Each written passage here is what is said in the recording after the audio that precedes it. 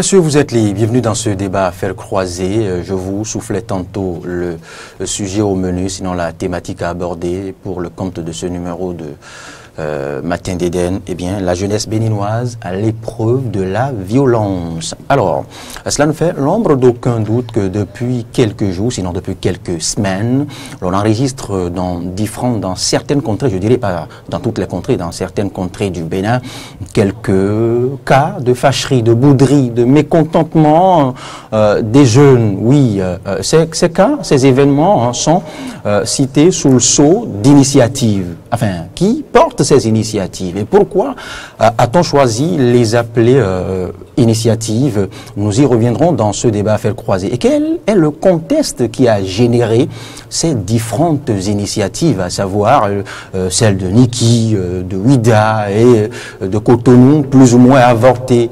Alors, sommes-nous à la veille d'autres initiatives encore? Que gagne-t-on à y mettre fin? C'est vrai que jusqu'ici, les différentes instances sécuritaires du Bénin tentent résolument bien de contenir ces initiatives.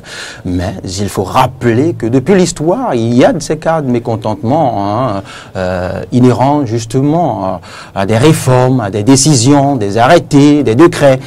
Mais maintenant, pourquoi s'alarme-t-on? Ou s'alarme-t-on aussi vite pour ces cas d'initiative? Nous allons revenir aussi sur le contenu, les messages délivrés lors de ces différentes initiatives. Le débat, je vous le disais, devrait être fait par Laurent Delors-Fatan, qui n'a pas pu faire le déplacement. On le lui concède parce que il y a une forte pluie actuellement sur Glo et les encablures de Glo. Eh bien, il a été résolument bien remplacé par le rédacteur en chef adjoint de la radiodiffusion Diaspora FM, Corneille Aïssé. Corneille, à nouveau bonjour. Oui, Loris Frédéric d'abord, bonjour. Bonjour Fréjus Seroulan également. Face à vous, Fréjus Seroulan, vous le disiez tantôt, journaliste au sein des deux rédactions, celle de Diaspora FM que de la télévision Eden TV. Il est, depuis le 10 du mois dernier, le secrétaire de rédaction de Eden Télévision. Bonjour Fréjus. Bonjour Loris. Et merci d'avoir accepté faire le déplacement. D'avoir accepté de Diaspora FM. Je disais déplacement, non. Le déplacement, vous devrez le faire. mais d'avoir accepté suppléer l'absence des invités pour ce débat à faire croiser. Alors, je le disais tantôt, la jeunesse béninoise se retrouve face à la violence, est à l'épreuve, je dirais, de la violence. J'ai planté quelque peu le décor, Fréjus Seroulan, vous l'avez suivi, et ces événements qui se sont déroulés, pas à la manière 24 heures chrono, mais en temps réel au Bénin depuis quelques semaines, vous les avez suivis. Alors, bien évidemment, au premier point, il faille d'abord préciser les contextes. Bien sûr, bien sûr. Qui ont donné corps. Peut-être beaucoup de personnes qui nous suivent en ce moment ne comprennent pas forcément de quoi il s'agit, donc il faut présenter brièvement cette situation.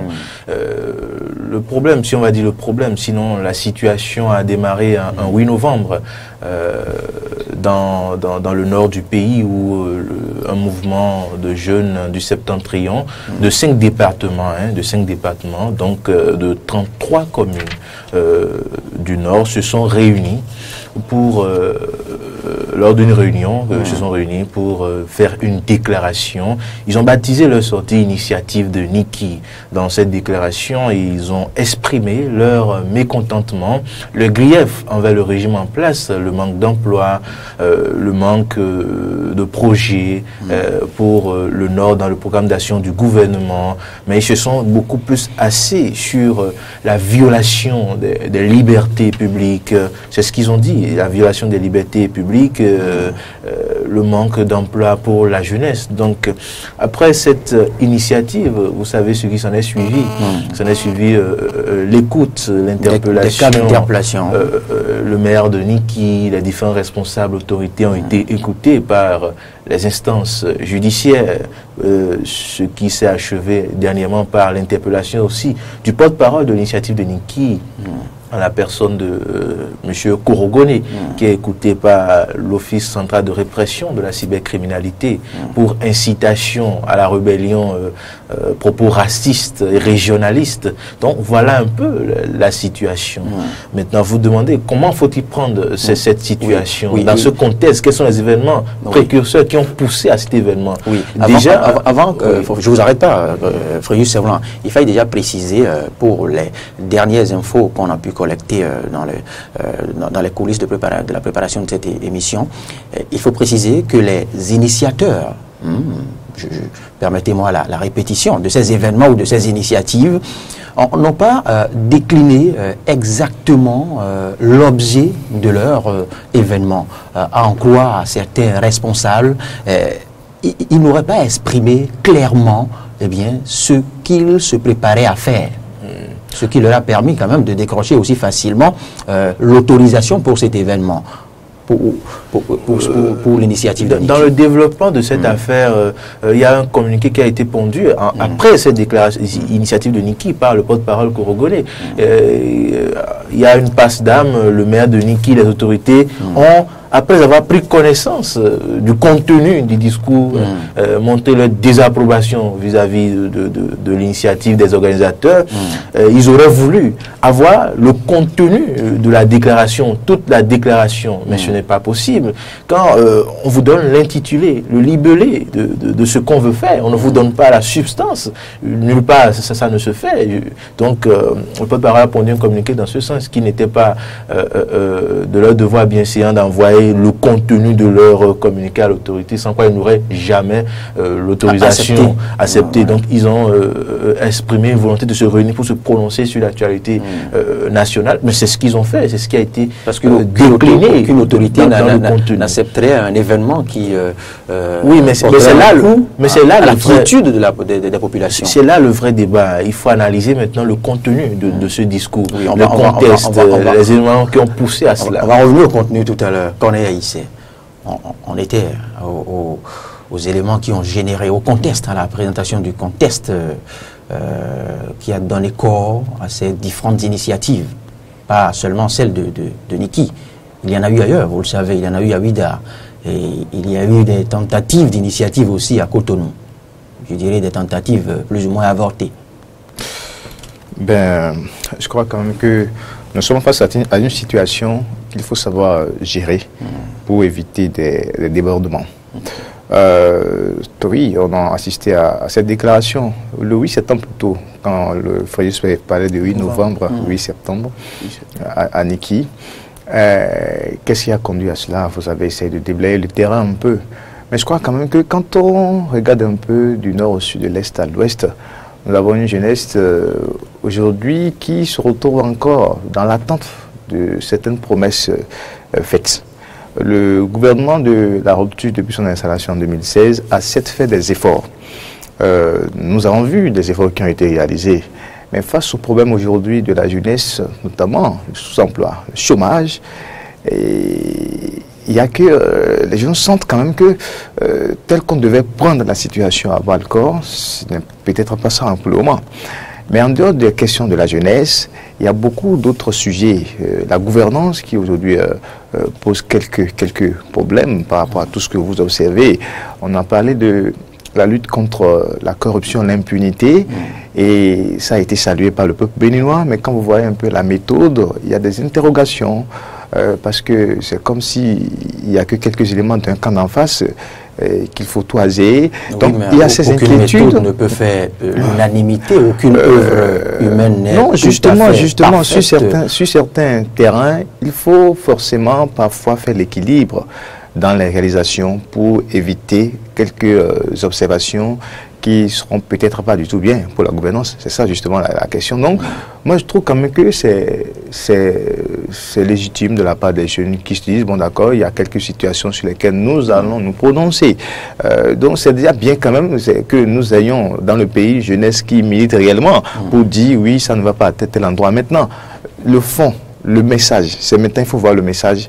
Voir le fond du message. Et c'est en cela qu'il faut décrypter. Si effectivement il y a eu de l'ethnocentrisme, il y a du régionalisme, incitation à la violence, voilà. Mais si tel était le cas, la façon dont on a géré le problème, je crois quand même qu'il faut aller pas à pas. Moi, j'aurais quand même voulu qu'on puisse peut-être tendre la main à ces jeunes, qu'on puisse essayer de les écouter, de dialoguer avec ces jeunes-là et d'essayer de comprendre. Peut-être que c'est une façon aussi pour le régime en place de pouvoir comprendre ce qui se passe, en passant par la justice, cas à vue, interpellation par ici, par. Donc je crois quand même que, telle que la situation se présente en ce moment, oui, mais il faut aller pas à pas. Si la méthode était orthodoxe, si la déclaration était décente, je dirais la sémantique des déclarations était décente, eh bien le gouvernement ferait l'option que vous suggérez là tantôt. Alors, est-ce que nous allons déjà discuter du fond du message? Puisque vous l'avez enclenché. Alors, avant de commencer par parler du fond de ce message, vous avez vu le temps avec lequel ça a pris, ça a pris rapidement. Niki, on en parle de Parakou, en 2 ou 3 semaines, on en parle de Parakou, on en parle de Ouida. C'est comme si c'était une machine qui a pris du temps à se mettre en place et qui a commencé à répondre très rapidement. Ça veut dire quoi? Si c'est comme ça, ça veut dire que la jeunesse a effectivement des préoccupations. Ça veut dire que la jeunesse du nord au sud, comme ça veut dire que la jeunesse, c'est ça justement. Alors là, il faut prendre ça au sérieux. C'est pour ça que je disais tantôt qu'il faut savoir gérer ce problème pour éviter des débordements. Voilà. Frère Semlan, revenons au message. Au contenu des déclarations. Oui, non pas pour répéter hein, les propos incandescents ou incendiaires, non, pour apprécier. C'est là même le problème, la question. J'ai scruté, je n'ai pas, il faut l'avouer, toute la déclaration en ma possession, mais j'ai quand même pu avoir quelques bouts de phrases et je me demande réellement où est l'incitation à la violence, où est le régionalisme. Peut-être que d'autres extraits viendront conforter cette position. Justement, quand dans une déclaration, des jeunes de ce pays se réclamant d'une contrée donnée, eh bien, fustigent le gouvernement d'oublier en griffe ou de laisser pour contre une partie du pays. Mais ça n'a pas autre nom que le régionalisme bien exprimé. Je crois que là, nous faussons la base de ce qu'est le régionalisme. Je ne sais pas. Si, par exemple, moi, d'Agbaïzon, d'Abomey, de Boycon, nous sentons des jeunes de cette contrée-là que nous sommes lésés, est-ce que nous n'avons pas la liberté de nous réunir, de nous exprimer pour dire que notre région est marginalisée? Parce que si on doit combattre le régionalisme, supprimons les régions. Exprimer dès qu'il y a une région, exprimer le besoin, dès qu'il y a une région, dès qu'il y a déjà une région, c'est que les fils, les autochtones de cette région-là sont mieux placés pour connaître les problèmes de cette région-là, de porter les problèmes de cette région pour être réglés. Moi, j'aurais voulu, dès qu'ils ont dit que le Nord, dans les 45 projets du PAG, on n'en décompte que 3 pour tout le septentrion, dans cette démarche, que le gouvernement, à travers son ministre du Plan, monte au créneau pour démentir, pour dire non, voici le PAG, nous invitons les gens à le lire, voici tel projet, il n'y en a pas 3 pour le Nord, mais il y en a 10, 15. Parce que si à la lecture de ce PAG, on arrivait à voir réellement que dans un pays où on sait qu'il y a le Nord, le Sud, l'Est, l'Ouest, il y en avait 3 réellement pour le Nord. C'est que vous convenez avec moi qu'il y a un problème. Pas vraiment. Là, il n'y a pas déjà de problème de régionalisme. Parce que dans un pays, quand nous travaillons tous, il faut pouvoir, au niveau de l'autorité centrale, assurer une redistribution équitable de tout cela. Donc, il peut arriver que dans la planification, qu'il y ait des erreurs, qu'on ne note pas certaines choses. Mais quand ces erreurs-là sont révélées et que les gens sont fâchés, asseyons, revoyons, corrigeons, disons ce qui est. Mais tout de suite, se mettre à arrêter, mettre la prison je pense sanction, ce n'est pas la solution. Parce que puisque nous avons le devoir d'éclairer l'opinion, puisque nous avons le devoir de porter l'information à toutes les sensibilités, à tous les niveaux de compréhension possibles, il faille préciser que développer une nation ne se mesure pas au nombre de projets. Ce n'est pas parce que le gouvernement va se décider à construire, je suppose, 10 hôpitaux dans tous les départements que le gouvernement aurait bien développé le Bénin. Non. Non, je vous dis, il faut tenir compte des besoins. Il faut tenir compte des besoins. Bien sûr, parce qu'il y a la taille des régions, des villes. Construire là où il y a l'agréable besoin. Maintenant, vous venez de le dire. Est-ce qu'il ne valait pas mieux le dire ainsi que de se lancer dans une traque? Est-ce que ce n'est pas plus esthétique? Ce n'est pas plus fin? Est-ce que ce n'est pas mieux de procéder ainsi que de se lancer dans une traque et de voir qu'il y a des politiciens? Parce que quand vous lisez un peu ce qui se passe sur le net, c'est comme si il y a une machine, des groupes d'hommes derrière cela pour nuire au pouvoir. Et c'est là que votre question sur le contexte question qu'on laisse. Dans quel contexte sommes-nous? Nous sommes dans un contexte de morosité économique. Ça, vous n'allez pas le démentir. Le président même l'a reconnu. Nous sommes dans un contexte où il nous a demandé de serrer la ceinture. Que nous ne vivons pas seuls. Et que nous ne vivons pas seuls. Donc, depuis ce temps, la ceinture c'est un contexte a-t-elle été desserrée. Au plan sous-régional et international. A été aggravé par l'augmentation du taux de chômage. Vous le savez, parce que plusieurs entreprises ont fermé, bientôt on parle de Liber, comme on a parlé de Glo, et beaucoup d'autres entreprises, structures étatiques, privées, ont fermé. Ces jeunes sont à la maison et ont une attente. Quand ils expriment leur frustration, leurs attentes comme ça, quelle réponse l'État doit leur apporter? Ce n'est pas la prison. Oui, mais il faut tenir compte de la manière, du style d'expression de ces ressentis, de ces problèmes, de ces situations. Quand vous l'avez bien dit, cela participe, quand des jeunes de ce pays ont la possibilité de se prononcer, de marcher, de faire des marches de protestation, de contestation, ça participe à la vie de la démocratie, n'est-ce pas? Mais quand cela se transforme à des propos violents, à la limite incongru vis-à-vis de la haute instance de la République, et là, pensez-vous que la jeunesse opte pour la meilleure manière de réclamer là? Non, il ne faut pas revendiquer ses droits. Il ne faut pas être pour la violence. Je ne sais pas si les initiateurs il y a eu trouble à l'ordre public à Niki. Non. Il n'y a pas eu trouble à l'ordre public. Je ne sais pas s'ils ont demandé de détruire, de brûler, de faire ci. On n'a pas eu écho de ces propos. Mais dans une déclaration, il peut arriver qu'on aille à l'extrême dans une déclaration. Ça, qui vous souvienne que dans ce pays, avant l'avènement du pouvoir de Patrice Talon, à la fin, ou bien au milieu, je vais dire, au cours du règne de Boni Yayi, vous vous souvenez de tout ce qui se disait? Vous avez vu Mercredi Rouge, qui a embrasé tout le pays en un rien de temps, où on portait du rouge, où la bonne dame au coin de la rue, mais dans la norme, il y avait la manière. Mais dans la norme, mais non, Loris, on n'avait jamais défié le pouvoir en place. On n'avait jamais lancé comme défi. Vous avez oublié on peut perturber les événements qui ont bousculé Cotonou, qui ont bousculé, qui ont failli balancer le Bénin dans le chaos. La manière dont ça a été géré.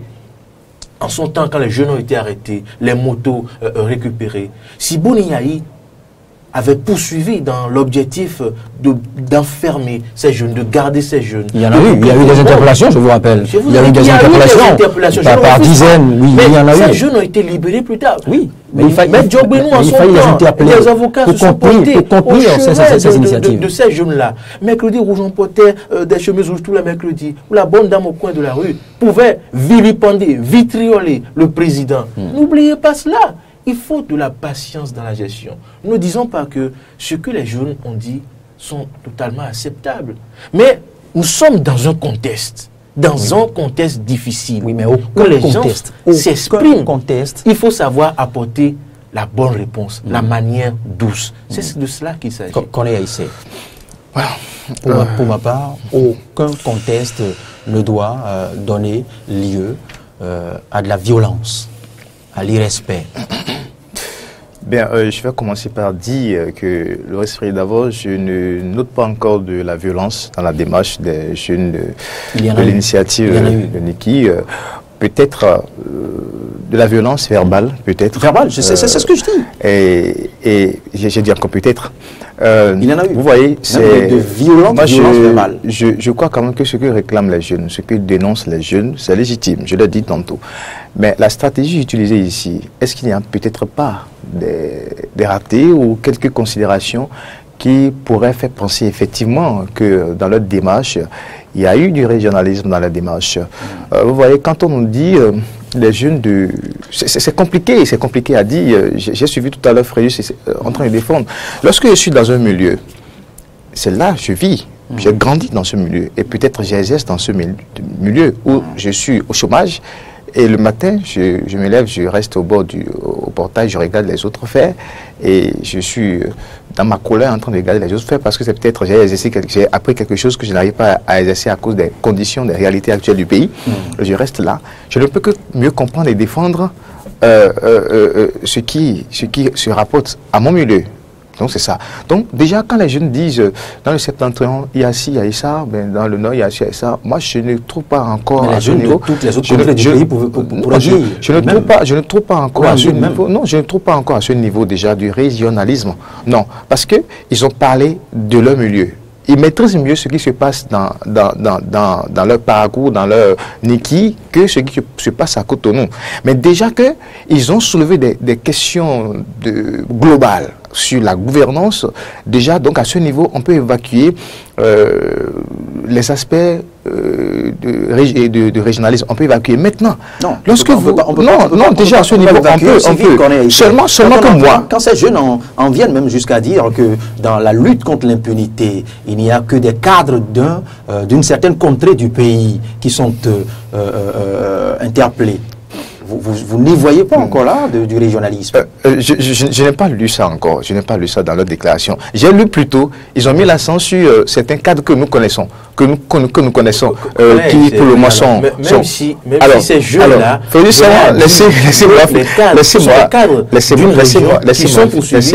cela suffit à les enfermer? Laissez-moi finir. Alors, maintenant, quand on prend certaines expressions utilisées... Oui. Quand vous lisez tout le texte, il y a des passages qui vous suscitent des interrogations. Les jeunes se préparent à quoi exactement? Oui. Parce que j'ai lu des passages... Ils ont été fermes à délivrer. Quand on dit, allez lui dire qu'on n'a pas peur de lui. J'ai lu ces passages dedans, allez dire à qui qu'on n'a pas peur de lui. Alors, on dit, on est à la limite de l'intolérable, du tolérable. Alors, donc, c'est des choses, en fait, c'est dans la déclaration... Il fallait savoir quel mot utiliser. Quel mot utiliser? Nous sommes sortis pour dire oui, ça ne va pas. Mais que ça s'arrête là. Pour le moment. Certes, il peut y avoir d'autres actions. Mais quand vous lisez un peu les expressions utilisées, vous allez sentir que il n'y a que derrière. On sent que, bon, ça ne s'arrêtera pas là. Oui. On sent que peut-être quelque chose se prépare ou que ces jeunes ont aussi d'autres idées. Parce que je ne vais pas lire ici quelques extraits des motivations encore non encore exprimées. Quand c'est comme ça, soit c'est que les jeunes n'ont pas été assez coachés, parce que quand vous avez des déclarations comme ça à faire, vous constituez un mouvement comme ça, il faut se rapprocher des aînés pour avoir des conseils. Parce que justement, et je me suis peut-être dit que c'est à ce niveau que les jeunes ont péché, à ce niveau.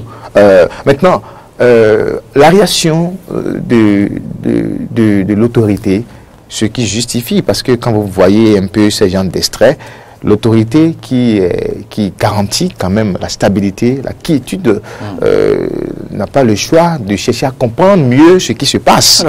Et peut-être à éteindre des foyers de tension qui vont peut-être en rajouter à beaucoup d'autres que nous connaissons. Et c'est peut-être pour ça, je dis, c'est peut-être pour ça que nous assistons aujourd'hui à cette démarche envers quelques personnalités pour écouter un certain nombre de choses. Mais je crois quand même que ça va s'arrêter là. Parce que si le régime continuait et on espère peut-être pas aller à ces extrêmes, ça risque d'amener autre chose. Parce que les jeunes, dans ce message, on dit oui, quand on va continuer par emprisonner X ou Y, ils vont réagir. C'est ça justement. Donc je crois quand même que nous sommes face à un problème qui n'est pas seulement politique, mais un problème aussi qui a des fondements sociologiques. Et il faut forcément que l'autorité sache gérer ce problème. Et moi, je préconise pas la voie forcément a dit c'est le pouvoir, nous avons le pouvoir. Et non, je préconise le dialogue. Je préconise le dialogue. On peut bel et bien écouter ces jeunes, tout en continuant pas à faire les enquêtes nécessaires pour savoir si peut-être il n'y a pas des mains derrière, mais savoir s'ils sont peut-être pas manipulés aussi et éteindre, parce que nous allons vers les élections. Nous allons vers les élections et c'est déjà une période un peu critique quand on va vers les élections, c'est déjà une période un peu de tension. Si déjà à la limite de cette période-là, il y a ces foyers voilà. Donc il faut pouvoir savoir les gérer pour que cela ne débouche pas sur autre chose. Et je pense que c'est ici le lieu de préciser, quand on parle d'interpellation par différentes instances juridiques du pays, il faudrait expliquer aussi aux citoyens que les interpellations ne constituent pas des punitions. Ce sont là des stratégies pour comprendre davantage les mobiles qui ont conduit à telle ou telle situation. Ce sont les stratégies prévues par les tests. Bien sûr. Dont fait usage le gouvernement dont font usage ces instances pour comprendre au fait les coulisses de ces événements. Ce ne sont pas des punitions. Il faut l'expliquer ainsi. Simplement, il faut l'expliquer. Parce que certains interprètent mal au fait ces interpellations. C'est comme si interpeller veut dire punir ou enfermer. Au fait, en parlant de cela, nous sommes en train de prévenir. Oui, les jeunes n'ont encore commis aucun acte de trouble à l'ordre public, aucun acte palpable comme ça qui incite au régionalisme raciste. C'est facile de dire que par une telle déclaration, nous sommes arrivés à ce détour-là. Non, mais c'est vrai, il faut écouter ces jeunes-là pour savoir quelles sont vos motivations. Forcément pas pour les appeler. Une garde à vue, une interpellation, c'est pour comprendre. Mais il faut mettre en garde que cette interpellation, ces gardes à vue ne débouchent pas sur des condamnations à cause de l'initiative là dite de Niki. Parce que vous savez, il y a eu l'initiative de Cotonou, il y a eu l'initiative de Ouida. Donc la démarche, cette fièvre n'est plus concentrée dans une région. C'est là la jeunesse du nord au sud. Ce n'est plus une région qui se rebelle. Il y a une série de Cotonou, de Ouida. Donc, c'est que recherchons aussi le problème social qui se pose, qui a poussé ces jeunes-là, et répondons socialement, pas d'autres méthodes parallèlement à leur écoute pour savoir si, par hasard, il y a des intentions malsaines derrière. Est-ce qu'il y a des commanditaires? C'est normal dans un état de droit de chercher à vérifier cela. Mais nous disons, écoutez-les, cherchez à comprendre. Mais tout de suite, il ne faut pas dire. Parce que c'est les discours, ces réseaux sociaux qui attisent plus la haine. Quand vous lisez ce qu'on lit sur les réseaux sociaux, il faut les enfermer. Et quand, c'est dommage, hein, il y a une jeunesse de la mouvance qui a répondu à l'initiative de Niki. Je crois que c'était une erreur à ne pas faire. C'était une erreur à ne pas faire. Vous le pensez? Oui, parce que là maintenant, nous nous retrouvons dans une situation de confrontation. Qu'il y a une jeunesse opposante du Nord, parce que il y a une jeunesse de la mouvance qui a répondu. Parce que quand vous lisez, quand vous entendez certaines déclarations de la jeunesse de la mouvance, je crois que le procureur aussi a de quoi les interpeller. Parce que j'ai entendu qu'il faut qu'ils riposteront s'ils poursuivent. Oui, vous faites bien. Vous faites bien de le signaler. Vous faites bien. C'est justement ce pourquoi je disais à l'extrême. Le régime en place tombe dans un piège. C'est justement pour ça que je le dis ainsi. Il ne faudrait pas que le régime en place tombe dans ce piège-là. Et c'est ce qu'il faut éviter. Et maintenant, il y a eu des déclarations erronées dans la déclaration de Niki. Quand on dit que le PAG, sur les 45 projets, il y a 3 projets pour le Nord, je crois que c'est une erreur. C'est une erreur parce que le PAG, ce n'est pas pour le Nord, ce n'est pas pour le Sud. Le PAG, c'est ce que je tentais de dire. Et ça, on ne tient pas un discours politique. Lorsqu'il y a un projet développé à Cotonou, Ça a des impacts. Ça a des impacts jusqu'au nord. Celui qui quitte le nord et qui vient à Cotonou, un jeune du nord qui vient à Cotonou étudier. Est-ce que lors d'un match au stade général Mathieu Cotonou, on refuse au fils de Ouida de venir sur le match parce que c'est à Cotonou?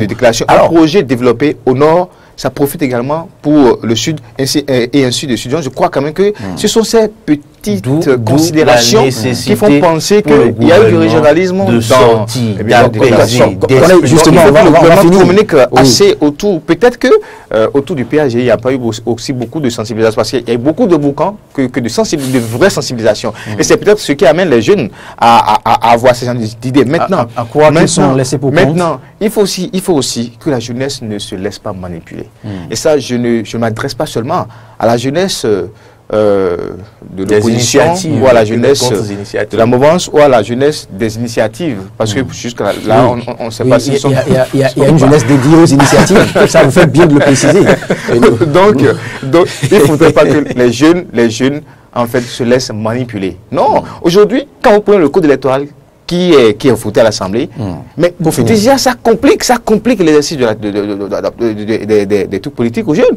Quel jeune peut se présenter aux élections? Quel groupement de jeunes? Les jeunes peuvent avoir leur bloc également. Ils disent, bon d'accord, nous on a notre grand parti, nous allons aux élections. Mais comment ils vont-ils faire pour mobiliser les quelques... 249 millions. Donc, c'est des questions sur lesquelles les jeunes doivent quand même se prononcer, plutôt que de rentrer dans des jeux de manipulation, où c'est peut-être un X ou un Y qui vous rassemble dans quelques coins et dit, bon, il faut merci Corneille, merci à vous. Ce n'est que le débat numéro 1 sur ces initiatives. Fréjus Saulan pour finir. Voilà. On ne veut pas finir sans le dire, le Bénin est un et indivisible et nous, le seul démon de division est derrière nous. Et comme il a dit, la jeunesse ne doit pas servir de chair à canon aux politiciens. Les politiques ont suffisamment montré à cette jeunesse qu'ils n'ont d'intérêt que pour eux-mêmes. La jeunesse doit se prendre elle-même en main, en charge, penser autrement, se réunir ensemble pour relever les défis de sa génération et non servir de chair à canon. Et là, on le dit à la jeunesse qui se réclame tant de la mouvance que tant de l'opposition. Il n'y a pas une jeunesse de l'opposition, il n'y a pas une jeunesse de la mouvance, il doit y avoir une jeunesse béninoise qui, dans la même dynamique, doit pouvoir relever ces défis parce que au bout du compte, vous le voyez, on utilise la jeunesse, après on rejette la jeunesse, que ce soit la mouvance ou l'opposition. Voilà, et qu'il n'échappe pas à cette jeunesse, qu'elle soit celle des initiatives ou non, que demain, le Bénin de demain, appartient à cette jeunesse, quelle qu'elle soit, de quelle contrée que ce soit. Le Bénin de demain appartient à la jeunesse. Que les aînés ou les adultes l'acceptent ou non, ce sera ainsi.